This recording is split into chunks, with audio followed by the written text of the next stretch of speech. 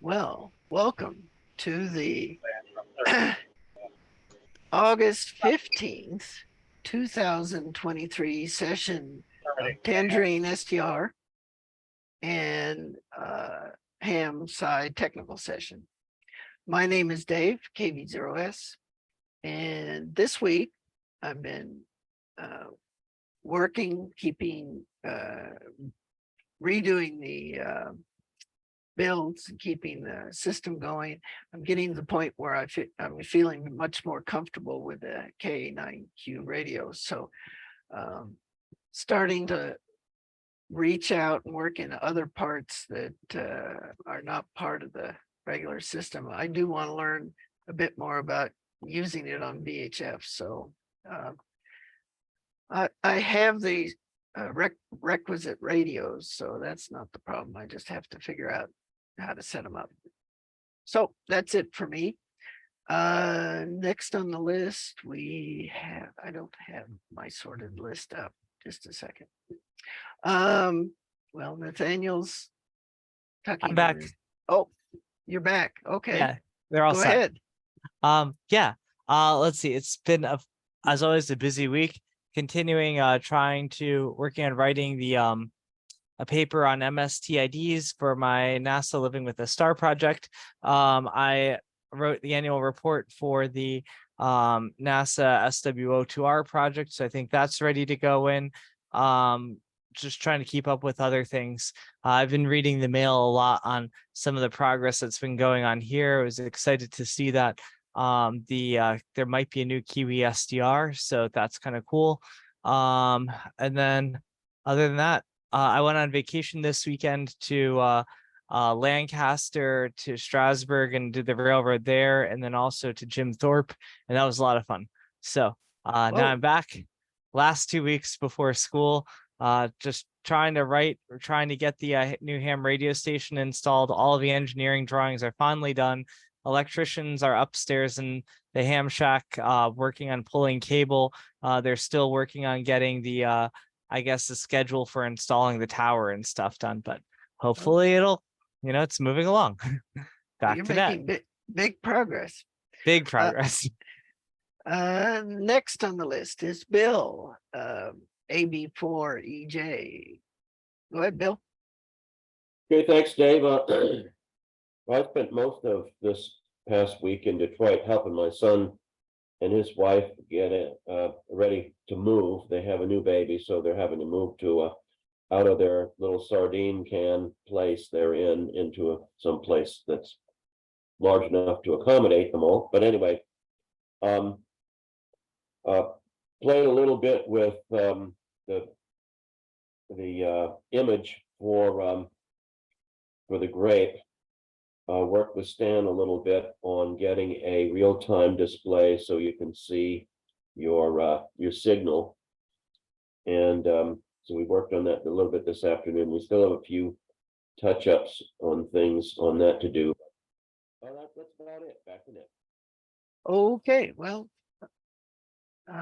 next on the list is Dan in 4XWE. Go ahead, Dan. Thank you, Dave. It's been a while since I've been here. I've been kind of busy with stuff. I am working as a flight instructor at the Redstone Arsenal at the Flying Club.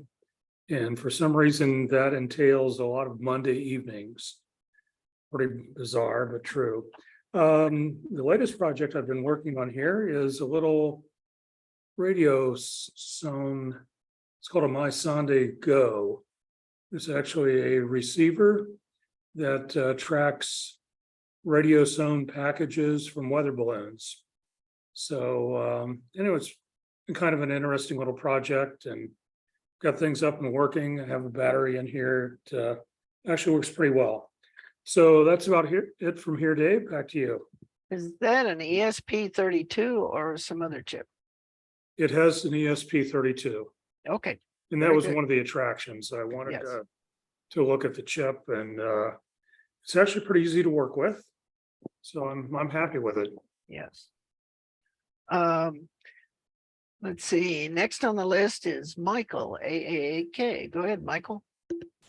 Oh, thanks very much. Greetings to everyone listening. Back to you, David. Okay. Next would be Bob in 5BRG. Go ahead, Bob. Okay, hello everyone. Working away here on trying to get some, I'm putting up two dipoles, folded dipoles to use with the grapes. And finally received some ballons that I had ordered, some 12-to-1 ballons to match that thing up. I've got all my systems just about ready to go. I ordered a Bogner reference device and received that today. So now it's time to put all this stuff in the box, and I worked a little bit on code for the magnetometer to try to get that in a format so that I could make graphs and see what's happening from that data more readily.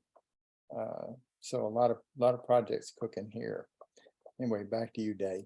Very good. Sounds interesting. Next on the list is David McGaw in 1HAC. Go ahead, David.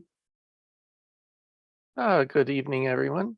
Been a busy week, but not on Tangerine stuff, unfortunately. But we're moving ahead on our pro projects. Feeding mosquitoes with all our rain, we get a lot of mosquitoes. I prefer the drought at this point that we had last year. But oh well, weather is weather. So I guess that's about it from here. Back to net. Okay. Oh, I did want to, maybe this is for later, but I wanted to know how the RF board rework was going. Yes, I'll give a report for David. He's actually traveling in Europe right now. So KD0EAG. So I'll be reporting for him. Next on the list is Franco, K4VZ.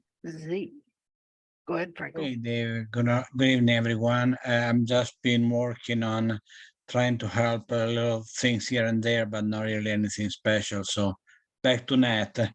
Okay. Next on the list is Gary, AF8A. Go ahead, Gary. Hey, good evening, everyone. I've just been working on a couple of different great projects and issues, and that's about it. Back to that. Okay. Next on the list is Hyomin Kim, KD2 MCR. Go ahead, Hyomin. Good evening, everyone. Busy as always, but now I don't have any big kind of in between some really busy stuff. So I'm now try to go back to the paper business, Hardware X paper. I'm working on it right now. Realize that there's some missing information that I'm supposed to be receiving from the people who actually work on that magnetometer. So I'll be trying to contact some of you guys soon. So once the paper is in shape, it's in good shape right now. A lot of information still. I need to still polish the language there, but I think we have a lot of information there. So so I'll get back to you guys soon. Back to the net. Okay. And then we have Joe, W7LUX from Flagstaff. Good evening, all. Well, we're enjoying reasonable weather and a pretty fair amount of clouds. Absolutely, as every year in memory has clouded out the Perseids meteor shower. Quick, yeah, it's interesting. Grapes plugging along. Quick question for Bob, N5BRG. Bob, you mentioned a 12-to-1 transformer. Is this a terminated folded dipole or just a standard old folded dipole you're building? It's a terminated folded dipole. What value resistor? 600 ohms. Okay, a little modeling I did indicated 800 works even better, but 800 or 900. Okay, thank you. Thanks, everyone. Okay, and next on the list is Jonathan, KC3EEY. Go ahead, Jonathan. Hi, everybody. It's been quite a busy week for me. My primary focus right now is working on the GPS timing of my 3-channel VLF system, primarily figuring out how to properly shape the PPS pulse. Nathaniel, if you have them available, I would like to borrow the function generator and the oscilloscope that you have. You finally put them to good use, at least just for this, just for this series of measurements that I have to make. Also, I provided the author of GPS Daemon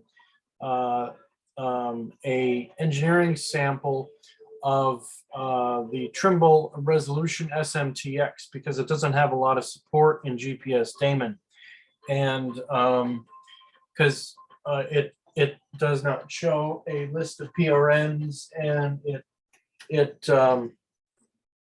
and there's quite a bit of missing information, so the protocol isn't really properly implemented with those packets. It seems like with every new receiver, there's always some sort of new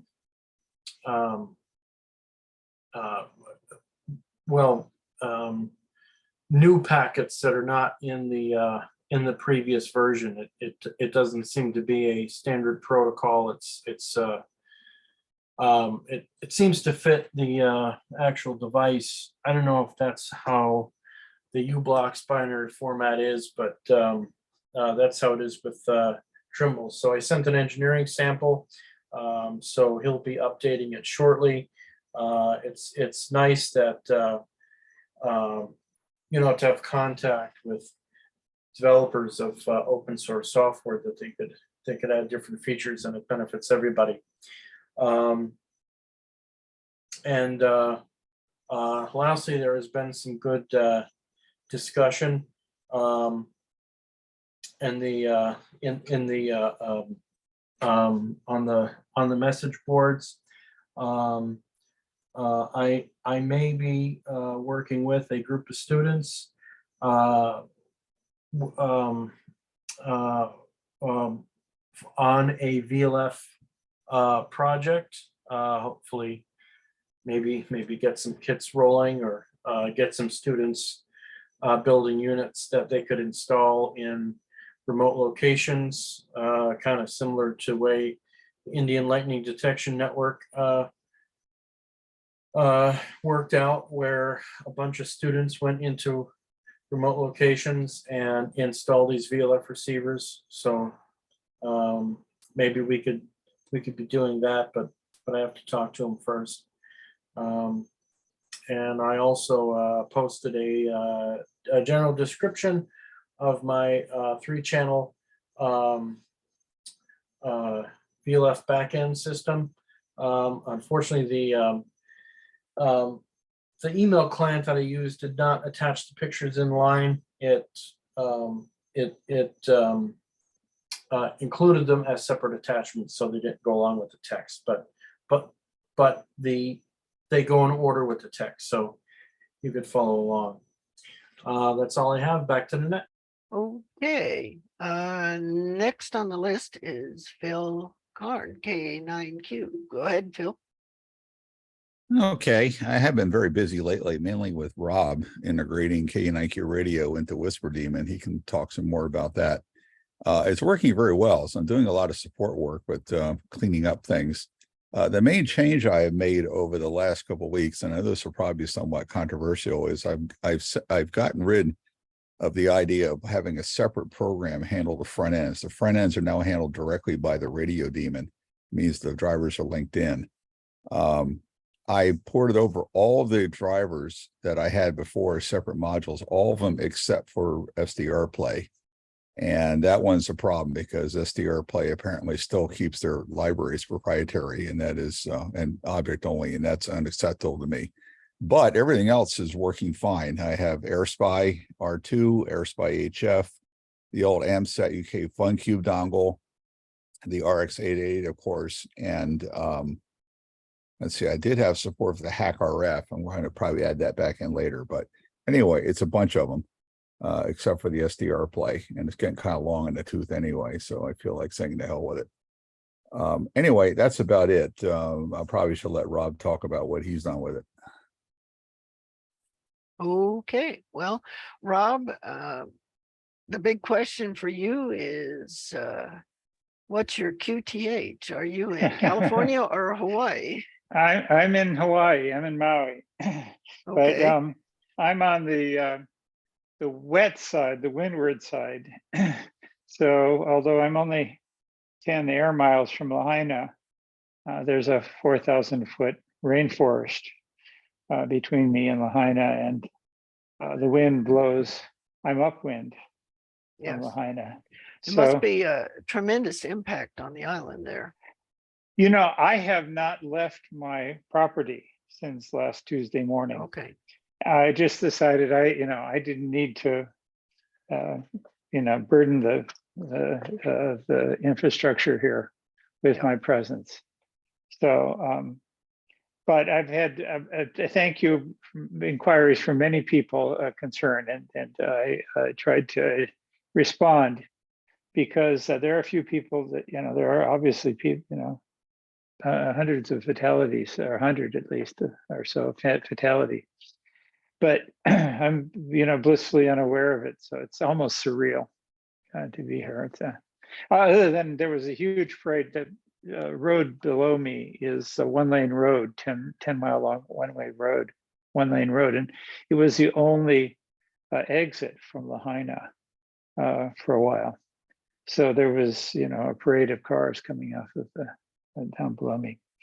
But the president, I did have had a chance to work with Phil's code, and we're deploying the Whisper Daemon with 9Q support, and we have some sites with our going on multiple receivers. I've been verifying the sensitivity of the 888 design, and I think that that there have been. I think there's only one set of measurements that I've seen that suggests the noise figure of the 888 is about 2 to 3 dB worse than the Kiwi, which itself is not particularly good, 17 dB noise figure. And my measurements here, where I have the same RF feeding a 888 and a Kiwi, my measurements are I'm seeing 1 to 2 dB worse SNR on many signals on the 888. So I think that this is something that should be studied early on to be sure that we don't end up with a design that is a little deaf. This site has a high pass shelving filter, additional LNA. So we believe that the Kiwi here is hearing atmospheric noise even at 10 meters, and apparently the 888 is not. So, but the same is again the same, split passive splitter. So that would be an area that I think should be studied by someone who has better test. I have no test equipment, so this is an uncalibrated observation. But in every other respect, there's one thing that there's a thermal issue about the 888. One thing that I think I posted, maybe even to this group, is that I found that when I came here and powered up my Orange Pi, that I put in a more powerful 5-volt supply, and the Orange Pi was able to drive the power the 888 without any external hub. So apparently, at least with the Orange Pi 5 that I'm using, that you just need the orange pie draws on peak will draw 2.5 amps at 5 volts. So when all the decoding daemons feed up, and so the CPUs are 100% occupied, it's pulling 2.5 amps, and plus the almost amp from the AAA. So I could see that a 3 amp 5 volt supply isn't quite beefy enough for that architecture, and I had failed to study that. So those are, anyway, that's the little bit of technical work I got done. And back to Ned. Okay, and next on the list is Tom in 5EG. Go ahead, Tom. Oh, good evening, Dave and the group. I've got the fan kit and heat sinks for the Raspberry Pi. I got a set of 4 for $9.99. The fans have truly unimpressive airflow. They, if you power them up on 5 volts, they spin nicely. If you put your finger a 1/4 inch away from the blades, you can feel no airflow. If you put them up to your lips, you can just barely feel it. So sticking the heat sinks on the chips on the Pi, however, brings the temperature down quite a bit, even without any airflow. So the heat sink part of the package was okay. I've been trying to get the RTL-SDR working on the Raspberry Pi, and I think I have it up and running and producing IQ samples. I've got GRRSP working on GNU Radio. It's getting all 0 samples from the Raspberry Pi. So it does seem to be finding the data daemon, finding the multicast string, finding the SSRC, but they're all 0s. And so, Phil, I've got a real, I wonder if I had to create a file, a text file for the RTL, radiod@rtlsdr.conf. And I'm not confident I actually did it correctly. So I'm going to paste it into the chat window there. And I wonder if you can tell me if I've done something remarkably stupid in the in the configuration file.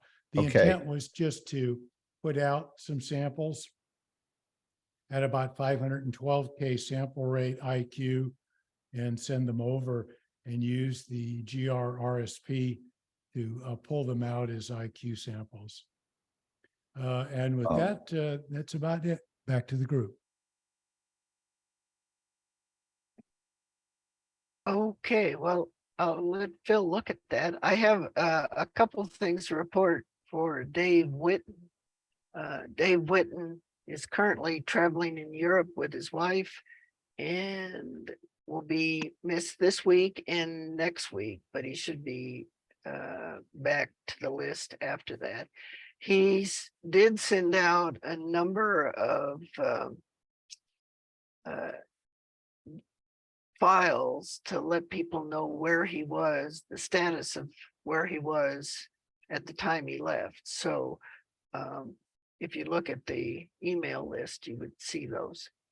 The other thing that he told me is he had a contact with Phil Harmon of OpenHPSDR. He worked on that. He's been out of ham radio both for health and for business, and he's interested in coming back and doing some more experimenting. And he was working on a project just before he left called DFC, which was a very similar to bits and pieces of what we're trying to build as a more usable version of RX888. So there may be some interesting synergies there. So I think that's that. There were some reports. I don't know. Tom, have you heard anything on the resoldering from Scotty? No, I have not heard anything. I was wondering perhaps if you or Nathaniel had heard anything from I have Scott. not heard anything. Have you, Nathaniel? I haven't, and I have not had the energy to keep tracking him down. Yeah, he's really hard to track down these days. And so, and we are having, Dan and I are on a Tapper meeting Zoom call tomorrow. So we'll see if he shows up. Yeah, I believe he will. I talked to him last week and he said he was going to be there. Okay.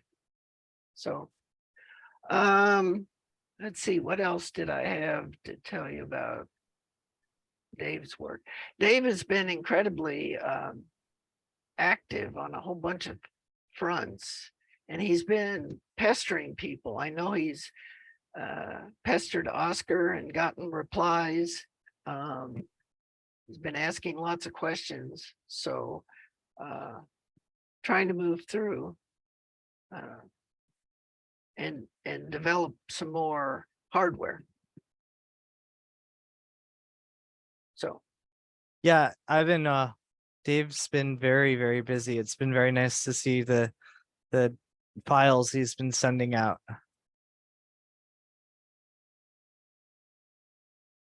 So at this point, we're open for general discussion.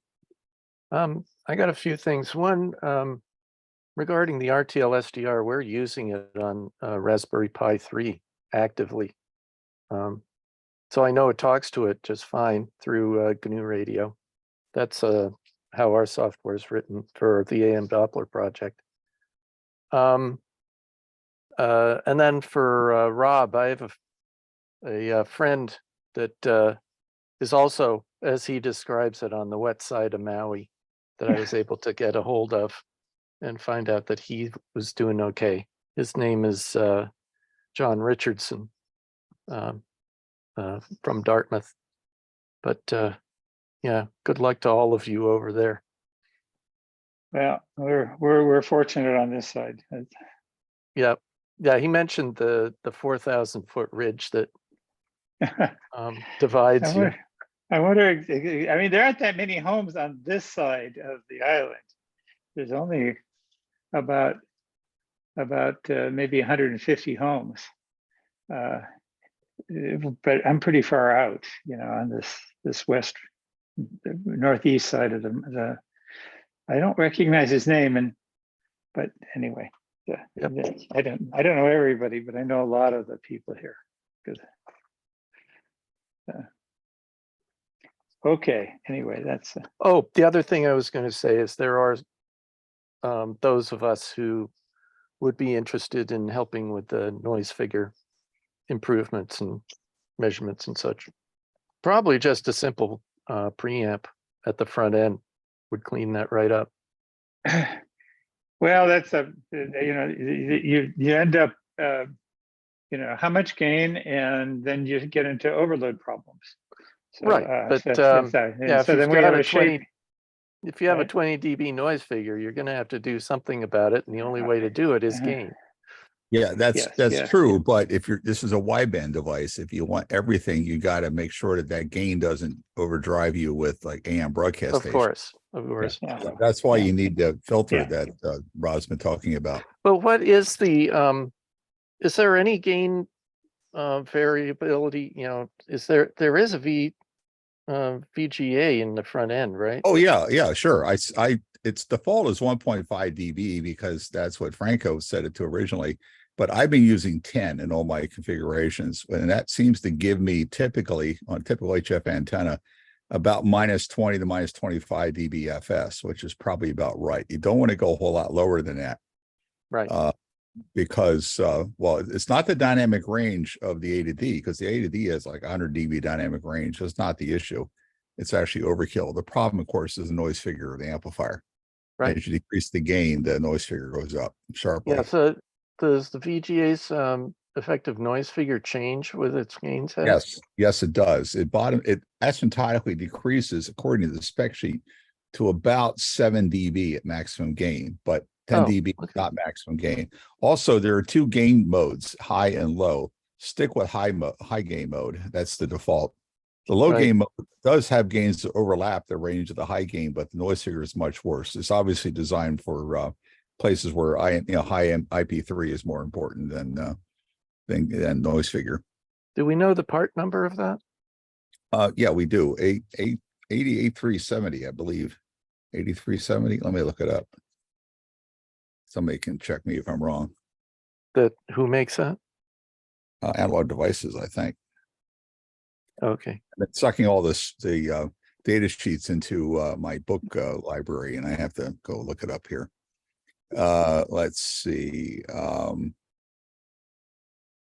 Yeah, AD8370. Low frequency to 750 megahertz, digitally controlled VGA data sheet, Rev B, Analog Devices. Yep.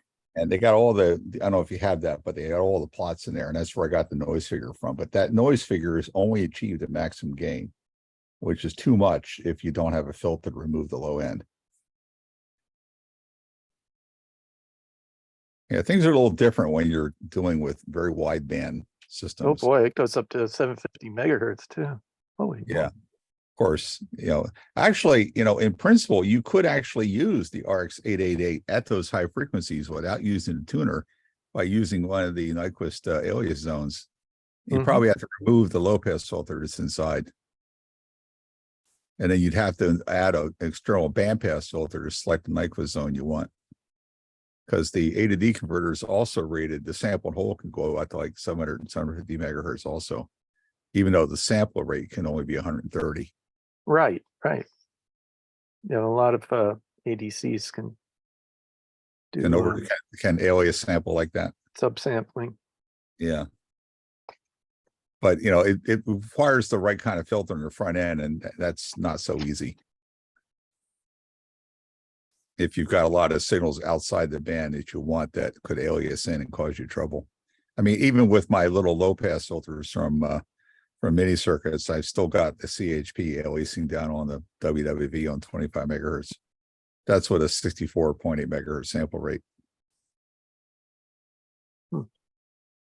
Yeah, we're gonna have to figure something out there because with 100 dB dynamic range A to D, we've got to know how to feed it. Yeah, I mean that A to D, the width is kind of overkill for this application, but the problem is getting the gains and the band shaping filters ahead of it. Do those right. Right.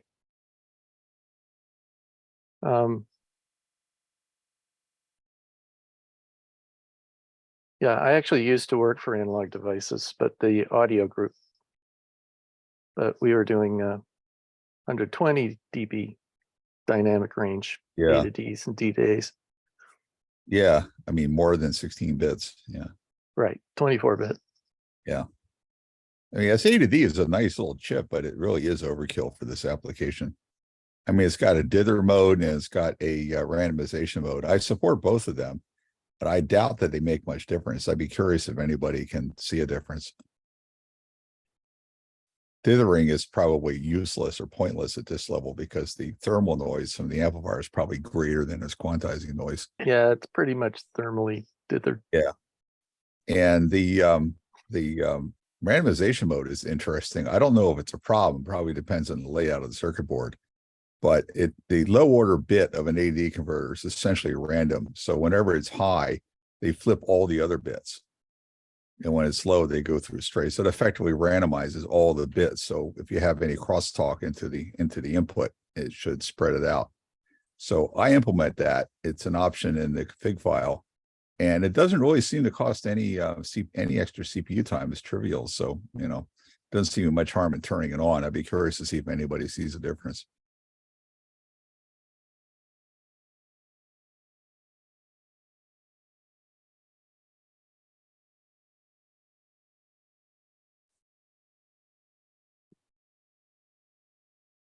Group went dead. Yeah. Must be 20 minutes past the hour. Oh, Franklin just posted something. I think I've seen this one. Yeah, I've seen this one. Dave, I saw that someone sent a message about the Kiwi SDR2. What else is known? Do you know if it's going to be public open source or not? that message came from Jonathan. Oh, Jonathan, yeah. You know anything else, Jonathan, about it? Jonathan? No, actually, I got that news from an AMCQAM group that I'm part of. I don't know anything else other than that post. Okay.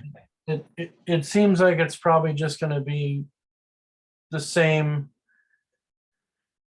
probably the same Kiwi SDR that we all know and love.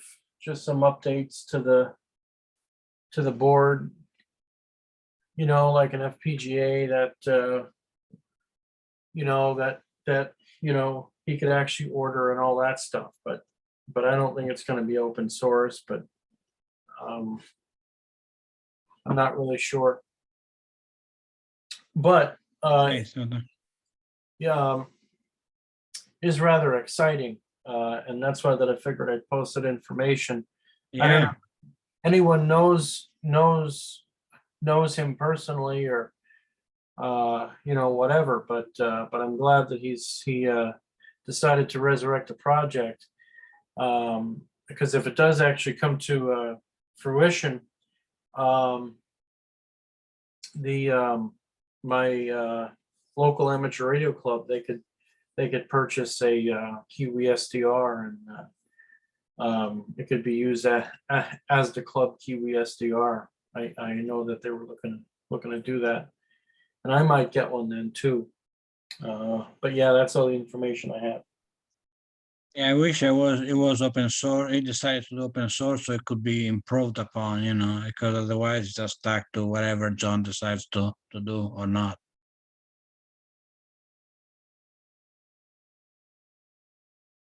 Well, John's always been open source, so there. Just- Oh, okay. Yeah, he's open source, but and so you can go look at it, all the schematics and the board layout and everything. And he Oh, had a okay. couple of people go and clone it, the Chinese.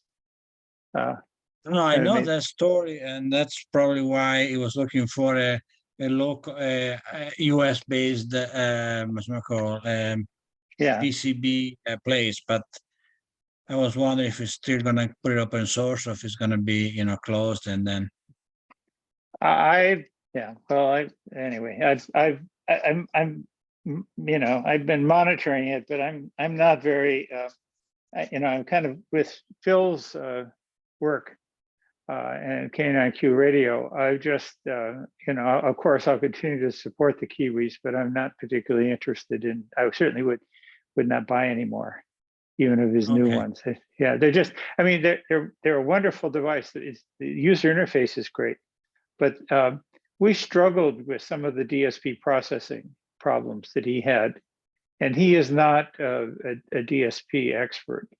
So there were some flaws that we uncovered years ago in his audio processing that he fixed. I mean, he's a great guy. I really admire him, but I wish he could. I would much prefer and I've told him this gently.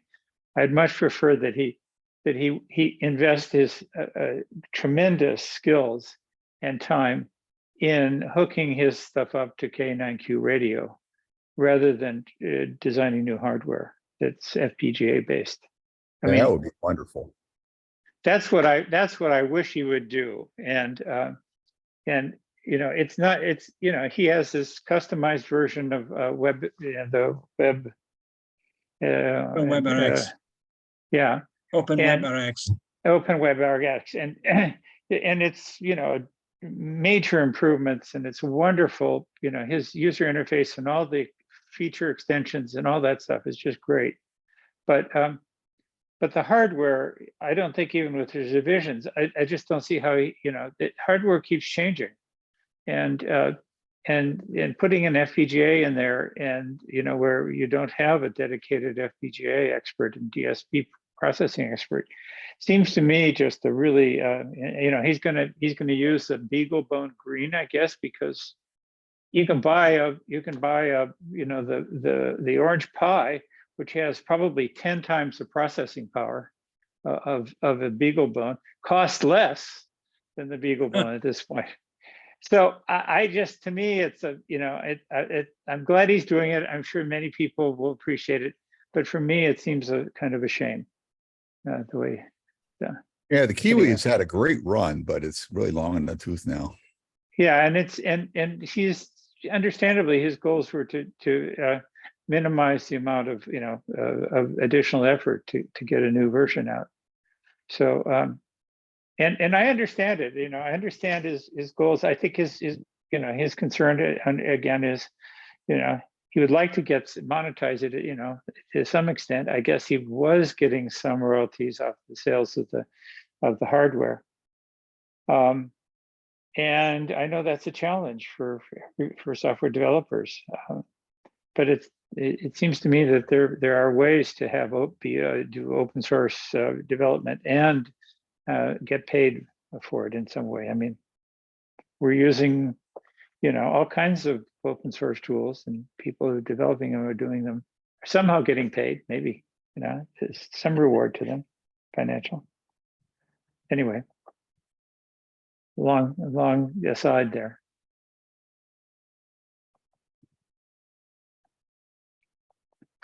How much did you pay for the Orange Pi, by the way, Rob? Excuse me? How much did you pay for the Orange Pi? $100. How much? It's 100. 100. It's 8 cores, 4 A76 cores that are high power. It's if we could get the real-time Linux working on it, you could you basically have a Kiwi on the board. Right now we haven't been able to do that. The one thing I was wondering, and I don't want to take over the meeting, but how good are those as floating point? Because I can always find the specs to play video games, but floating point is very hard to figure out, which is the FFT, of course, how good or not they are. I don't think that's a problem. I mean, if you look at the FFTW release notes, they said they included Neon support, many releases ago. Neon is the vector system, floating point vector system. Actually, it's probably floating and fixed point. It's similar to SSE and the Intel machines. Okay. Anyway, I mean, I run the AirSpy R2 on Raspberry Pi 4s all the time, and it runs fine. Okay. Yeah, we were running. I was running the 888 here in Maui. And I think we were running at 64 megasamples, and we had 4 of the 8 cores were doing FFTs, and each core was 45% busy. So the overall, at 64 megasamples, Phil's code was using up of the total CPU resources. It was using about 30%, I think, of the total CPU resources at 66. So there's plenty of CPU power for you could in an Orange Pi. The problem is that Phil, who knows a lot more about this, we bump up when everything we could do, I could do to kind of nice up all of the non-real-time stuff to nice 19 so that it would lowest priority. Didn't make any difference that there were transient CPU starvation of the FFTs. And so we needed to move Phil's code so that it ran in a real-time Linux environment so that so there's no preemption. There's apparently Phil encountered some difficulties in getting real-time Linux working on the Orange Pi. I was going to say, it looked like nobody had done it. I mean, the boot file systems for the ARM machines apparently had to be ext4. I'm sorry, had to be VFAT, and the normal Linux root directory, boot directory can't use that. So it looked like to me like nobody had done it. if I want to understand, if it's if the use of floating point is not that bad, why do you need the real time at all? Because you should have plenty of CPU to do your FFT. Oh, yeah, I do. The problem is, as I understand the Linux scheduler, real-time processes don't necessarily get the CPU right away when they become runnable. Even if the job it has it is nice down, it will wait until the end of a time slot before it makes a scheduling decision. So there's a long latency in scheduling you. On a real-time system, a real-time kernel, any task that is marked as real-time will always get the CPU ahead of any task that is not real-time. With an exception for about 5%. So they, you can still get in with a shell and kill something if it's gone into a loop. Yeah. And so, I've been running real-time kernels in all my x86s and it's just worked fine. And just for clarification, Rob, you have an Orange Pi 5 Plus with 4 gig of memory, is that right? No, I have an Orange 5, a regular Orange 5 with 8 gigs of memory. You get them on Amazon for 99 bucks plus tax. Okay, because they list a bunch of different versions of that. They do, and that the others will work, of course. But the regular, the cheapest one is entirely adequate for this to run Phil's code and a 888. Does it come with disk and power supply? You have to buy the extra. Yes, you probably have to buy it. And that was that's one of my problems. I use one of my own little 3 amp power supplies, and it wasn't the total draw of the Orange Pi plus the 888 draws more than 3 amps. Okay. That was why, you remember, I asked you what's wrong, why my USB isn't coming up. Yeah, remember it that. Turned out well, you suggested use an external ASG 3 hub, and that fixed it, of course, because it supplied the power to it. But I came here to Maui, and the power supply I have here is more powerful. That 5-volt supply going to the Orange Pi will supply more than 3 amps. And I realized, geez, I just tried it out, and I plugged the 888 in directly into the Orange Pi, and it works just fine. So I misled everyone about the Orange Pi's USB 3 port is just fine. Does the Orange Pi get hot when you run the FFT Q radio? Yeah, yes, it gets pretty warm. They have lots of heat sinks on it, but I put throttle then. I'm sure it self throttles. I'm sure if you get So they maybe get that's too hot, a factor to consider. But I put a fan on and blow a fan on top of it, and the CPU even at 100%. This is during those every 2 minutes, right? At the whisper cycle ends. So then the Whisper Daemon fires up all the Whisper D decoders, these incredibly inefficient or CPU intensive things. So they'll run for about a minute. So for a minute of the 2-minute whisper cycle, the CPUs are flat out at 100% CPU. And then, so during that period, of course, the everything, the CPU, the ARM heats up, and I think it got up to with a fan on it, and I just laid a little 40 millimeter muffin fan on top of it and blew it down on the heat sinks, and I think that it kept it below 70 C. That's an internal readout of the ARM CPU, which I think is well within its thermal limits. Yeah, that should be okay. Yeah, but there's nothing we could do to use a non-real-time kernel, the regular user kernel. It works if you're just running Phil's code. But if you run Whisper Daemon at the same time, you start getting packet loss. You lose about, even when Whisper D is nice all the way down, it still doesn't. Yeah, I niced everything to nice 19 because You and killed that all the did, processes, X Windows, all the stuff is all command line, right? sorry? You don't run X Windows or anything there, you know, Oh, it's no, all no, command no. line. Well, it's all command line. There is, I did, that's a thought. I mean, I did install the desktop.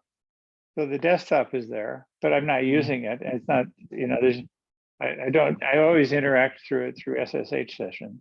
Yeah. When I So, run, there's plenty of time left over. When you run, you gobble up whatever's left, even though Yeah. it's not down. And then I see interruptions, what I get.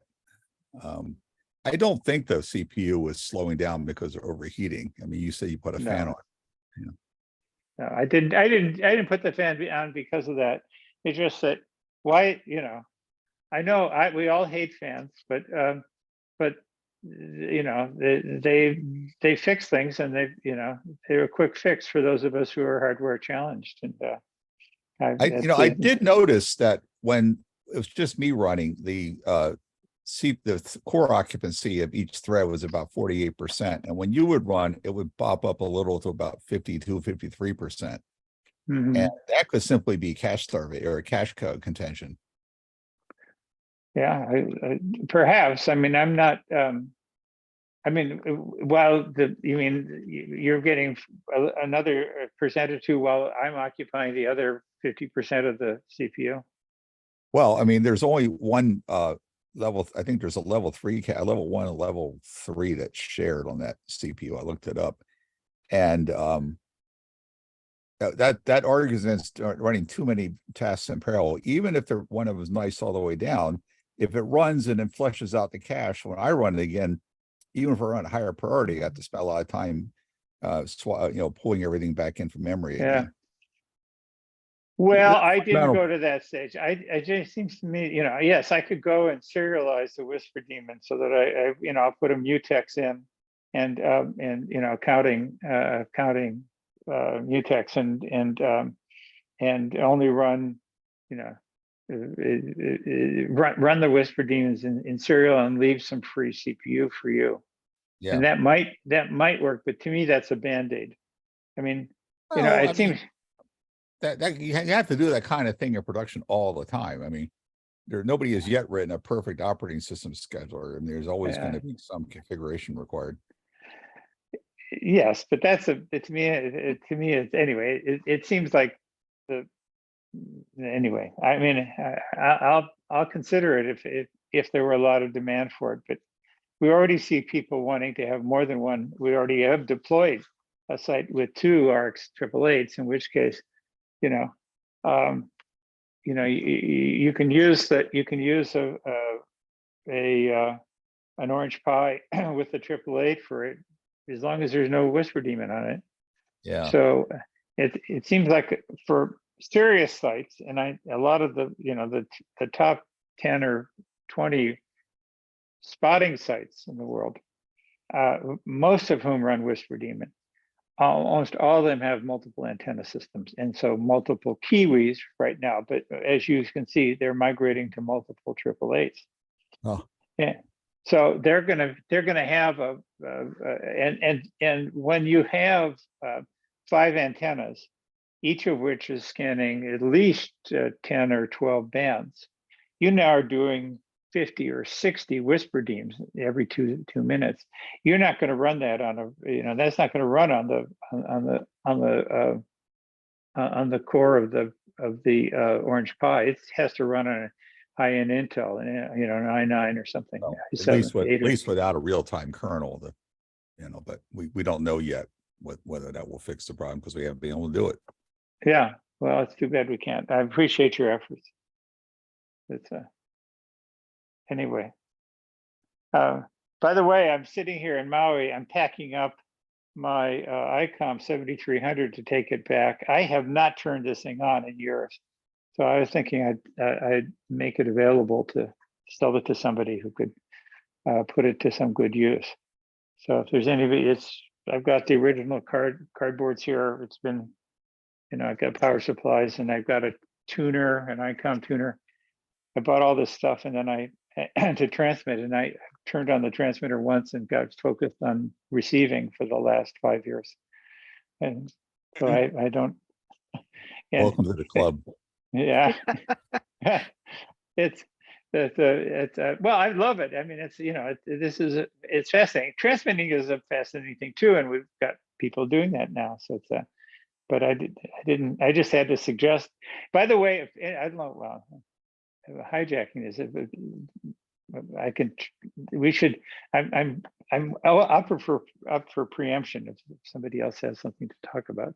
So reschedule here, but I was going to say that Gwen has published a paper, Gwen G3CIL, on examining a sunspot event outage that happened back in July. And it shows the value of transmitting and receiving on multiple bands continuously. Absolutely. Because the event was so short that if you were band scanning, you would have missed a lot of the data.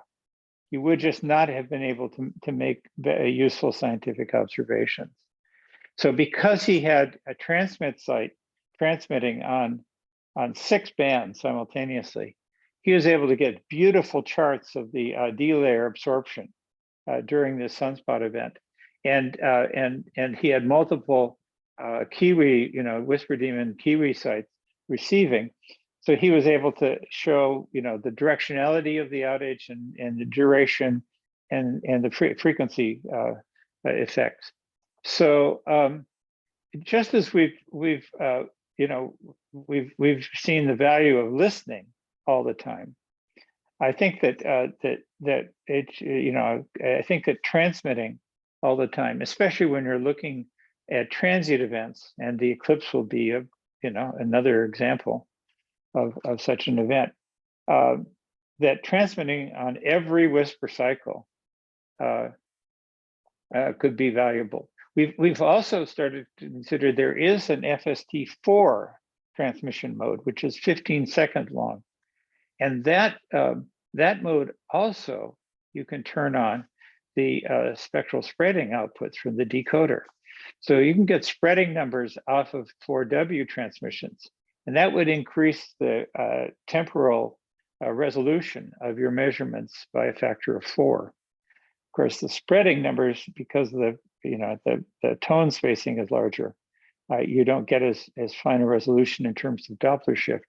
But that's an area that we might explore. I don't know how many people are using the FST4 mode for operator interactions, but that seems like it seems like there's some opportunities there for new modulation techniques. But that's another whole topic.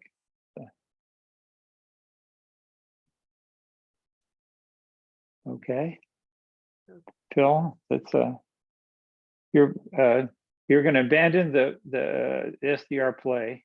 I should post it up. I'll post it up to my Whisper Demon forum. So poor people like Steve Sykes don't. Well, at the moment, put it this way, it's not high on my priority list since I have a lot of things to do, and it's just doesn't make me enthusiastic to go bend over backwards for a company that makes their products deliberately hard to use. I could completely agree. Yeah. Franco is, well, I already told him that privately, so yeah. Yeah, I think Franco, I think we all, I think we've all seen the tremendous benefits of open sourcing, and I don't. Yeah.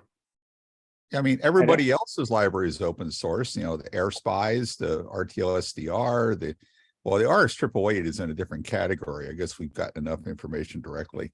That reminds me, Franco, any other information you have on like how to use the tuner and set the switches would be appreciated. I promised you I will send you some information, Phil, through email next few days.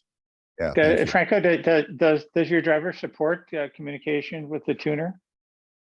No, mine. I remember mine was written on a weekend as a copy of RX88 stream, so it doesn't have anything. But I know where to tickle to get it done. So it's not, it's easy to do that. Well, I know where the GPIO pins are and how to, switch the the input switch and how to set the tuner and stuff like that. Yeah, I don't know, that piece is not that hard. The tricky part, again, I know what you want. You want to do, know exact frequency of the tuner. That's gonna be a little trickier, I think. I need to know the formulas for actually programming the synthesizers. Now, I can probably infer those knowing that it's an S380, an SI 5351, and knowing that the Yeah. reference clock is 27 megahertz. I can probably infer that. The problem Well, is there's if you more than one way. if you play with the update I gave you like last month, I think you can actually set up the way you want it, and we print to you on standard output the value, the actual value. Oh, I can program the, we can program the registers in the synthesizer directly? Yeah. Oh, great. Okay. Look at the update I sent you. I'll send you again in a few minutes through I'm email. referring to the synthesizers in the 828 tuner, not the Oh, no, I saw the 53 to 51. I'll check that, but I think you might be. I need to check the firmware. I don't remember now. Okay. Yeah, you might be. I'm, 50%. I don't know. Yeah, with all the other devices that have tuners in them, except for the SDR play, I've been able to get the vendors to send me a copy of the code that they use for programming the synthesizers in the tuner, and then I can shadow that code and see exactly what frequency I'm going to get. And that has worked very well. I mean, that's the same chip they use in the TangerineSDR. So if you have that code, it should work, very similar or almost the same. Yeah, originally it was the Raphael 820T, I believe. And apparently that's been changed to the 828, but as far as I know, they're functionally the same. Yeah, no, they are. And you can find I found the data sheet somewhere, and you probably have it too. Yeah, they're all informal ones because it's they're all of course. Yeah, I mean, that's web. Yeah, exactly. We're just friends, huh? Yeah.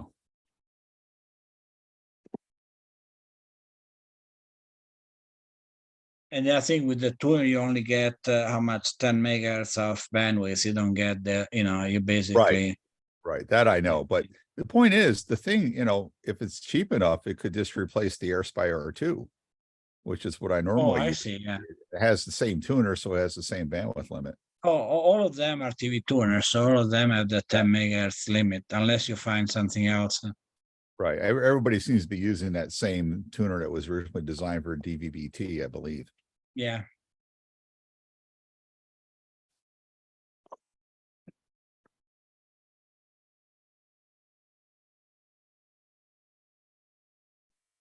Hey, an Orange Pi looks like a nice little board. I mean, it's finally giving, the Raspberry Pi, I guess, has this huge ecosystem around it, but we're too dependent on one vendor. You saw what happened in the last couple of years.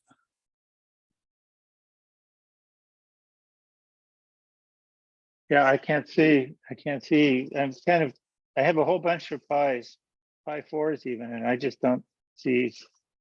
I just don't see a use for them anymore for my application. Well, I mean, they have an ecosystem. There's a lot of stuff. Yeah.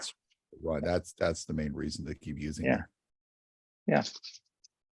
As I say, it's for my application to Right. run out of way out of CPU power. Yeah. That's among other things. Yeah. So the path that I'm on here is to get the grapes working, at least one to start with, and then the second. And then what I'd really like to do is have some sort of a sampling scheme that lets me get coherent sampling of both grapes, so that I can look for the polarization of the signal condition coming in on each of the two, since the two antennas I have are orthogonal from each other. I really think that's going to be the next big thing in ham radio in general, is coherently,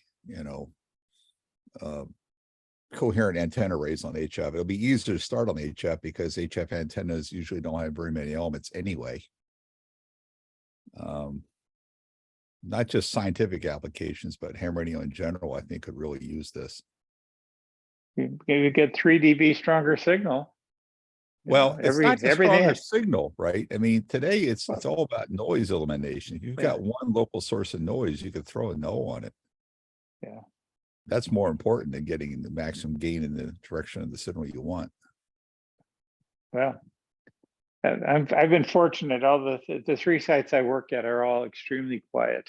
So I You're am lucky. limited. You're I am lucky. I'm, limited. I'm gonna see, among other things, a sea of Solar Edge PV optimizers. Yeah. Yeah. Well, it's anyway, that's my my inclination is always toward trying to optimize of course the signal noise is the whole gain and receive. It's not the signal Yeah. levels. Yeah. But the signals that are coming in are, from the skywave are all circularly polarized. They're not linear. So it's Are they? yeah. I didn't know Yeah, that. yeah, it's the refraction in the ionosphere takes the linearly polarized wave and refracts it into two circularly polarized components, an X Yeah.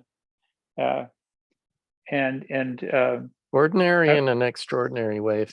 Yeah. The ionosphere is bifringent, same as like a light through a calcite crystal. Okay. and I so know it that's rotated the polarization. I didn't know that it actually turned Yeah, it yeah. circular. Well, The, it'll take a linear polarized wave and make it circular. Yeah, what it does, it means that the right hand and left hand circular waves have the speed of light basically is different for left hand and right hand circular. Yeah.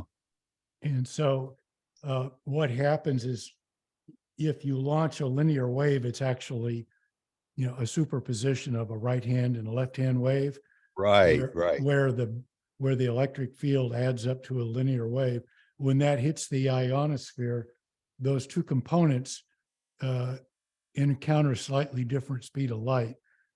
And then when the signal gets through the ionosphere, they recombine, but now the angle of the summation of the electric field component is rotated. That's called Faraday rotation. Faraday rotation. I've heard of that. Yeah, but I thought So that that's just what causes gave you a it. different linear polarization, but that you actually get circular. Is that the same phenomenon? Well, it's just that the two circular components interact differently with the ionosphere. Yeah. Well, it's because the ionosphere is not uniform. The electron clouds are not uniform. Yeah, it happens because The interaction with the magnetic bias. Yeah, it's the magnetic field in the plasma causes the waves that rotate opposite directions to travel at different rates. Oh, okay. Well, this is beyond my understanding. Something new to learn. but the ham size guys are specialists in That's what I understanding that figured. stuff. That's what I figured. Some of us do this for a job. And so what's expected during the eclipse what will the impact be on that polarization as the eclipse progresses? I haven't even decided what to do for that eclipse. I mean, it's only partial, but I know it's a warm up for next year. Where are you Well, physically going to Annular, be, Phil? annular, I mean, what? Where are you physically going to be? Yeah, that's the question. I don't know. I mean, I haven't made any plans for either. Come up to Winnemucca and join me, Phil. You can help me Now- put up my mast. Is that in the path? Yes, yeah, that's in the Okay. path. Maybe.